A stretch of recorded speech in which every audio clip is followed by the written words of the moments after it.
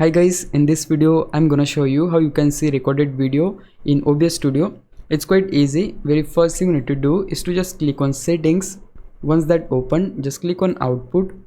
Here click on recording, and just right here you can see the section called recording path, and this is the path where they are saving all of your videos. So you can just open this path on your file explorer and see your recorded video.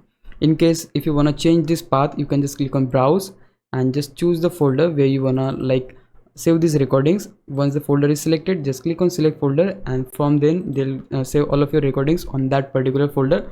But just in case if you're the guy who recorded the video and the video is not visible even at this selected folder, in that case I would recommend you to change the recording path and then again record your video and see whether the problem is solved or not. But yeah, that's it. This is exactly how you can see your recorded videos in OBS. If you found this video helpful, please leave a like, subscribe the channel. I'll meet you in the next one. Bye bye.